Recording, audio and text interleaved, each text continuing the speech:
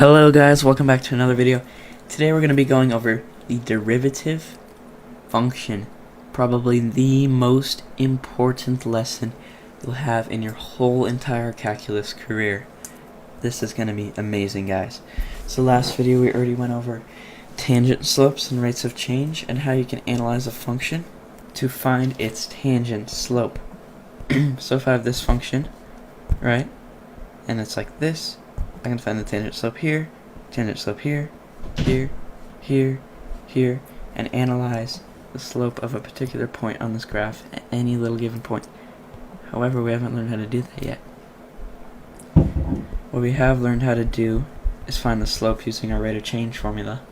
But this time we're going to learn how to use the slope, how to figure out the slope of the tangent line by the derivative function. Okay, so if I have f of x equals x squared, our most simple function. We're going to leave that there, and I'm going to graph it for you right here as well. Let's graph this function like that. There's our f of x, x squared. Now let's talk about the derivative functions. What is the derivative function? The derivative function is this. M tan, we're going to label it M tan because it's going to give us the tangent line slope. Slope of our tangent line equals, now here's the function, write this down. Limit, we're going to take the limit, these never go away, h, as h goes to 0, of f of x naught plus h minus f of x naught all over h in brackets. So this is going to give us our slope. We're going to save that there, actually. I'll leave this up here so you can reference it. And we're going to scroll down here. So we already know our function. We're going to try this with the function f of x. Not even going to show you the graph yet. Equals x squared. Go ahead and pause the video and see if you can plug this in and see what happens. I'm going to show you how right now. So this x naught plus h is really f of x, right? We're going to plug it in to f of x. So we're plugging in x naught plus h into our f of x function. And we can replace this with this whole f of whatever. And then here, we're going to do the same thing. So let's plug it in like normal. We have our function f of x. This is f of x. Let's plug in x naught of h, x naught plus h into our function f of x.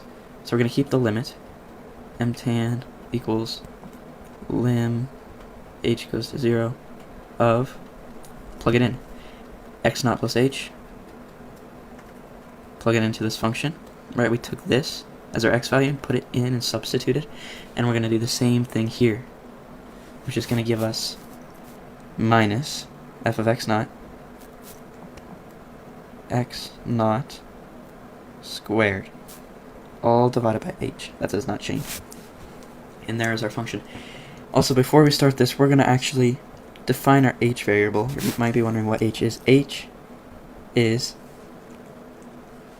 x minus x naught, right? Because it's measuring the sort of gap that you have between, see, if I have this function, this parabola, right? And I want to find the tangent line here. I have this tangent line. And then this is the secant line that follows the actual function. And then I want to measure like the distance between these two. So it's going to look something like this. This is x naught. And then this would be, right, like 2, or whatever we're trying to plug in. So this is our actual x value. This is going to be x, right?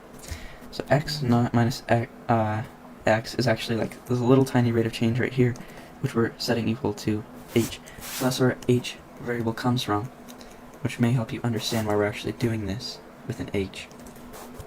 So let's evaluate this when x equals 0. So we're going to have the limit as h goes to 0 of, let's plug in our 0 plus h squared minus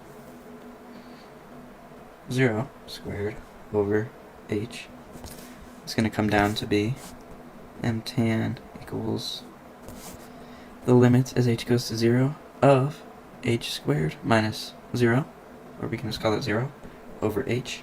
This cancels out, and this is going to leave us with m tan equals the limit as h goes to 0 of h, which is just going to be 0. So we found our tangent slope when x equals 0, because if you think about it, this is where the graph comes into play.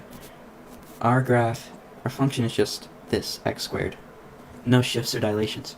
So when our limit approaches 0, what's this slope? 0, right? It's flat. So as this comes 0 from the right, from the left, our tangent slope comes in. Our tangent slope is now 0 at this point, which is how we got 0 as our slope. Now let's do one more example. I'll have you do it on your own. I'll set up the function. Actually, I'll just give you the function and then ask you to find the tangent line of that particular point, and you're going to use the formula by yourself. So, if I say y, or better f of x, equals square root of x, and then I want you to find the slope of the tangent line when x equals 1, when x not equals 1. Go ahead and do that and see if you can figure out how to do this on your own using the function we just learned. Okay, so I'm going to go ahead and do it now. Very quickly. So if we have, I'm not even going to write m tan, I'm just going to say, I will. M tan equals our limit as h goes to 0 of x naught plus h squared minus x naught squared over h. Now let's go ahead and plug in our x naught right away.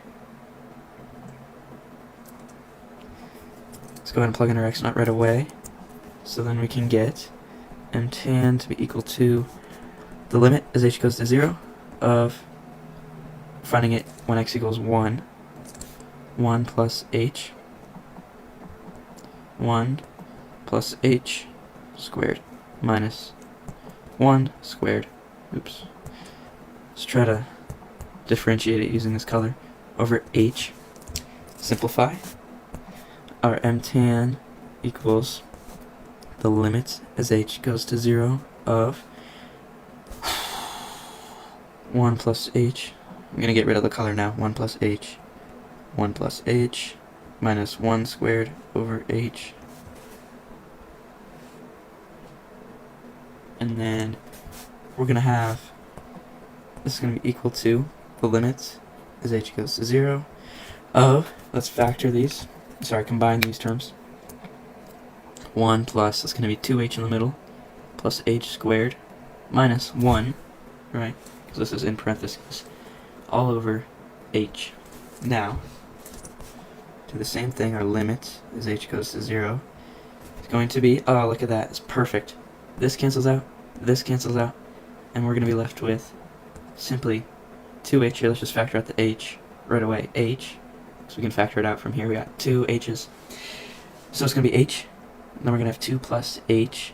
All over h. Look at that. Our indeterminate function comes out perfectly.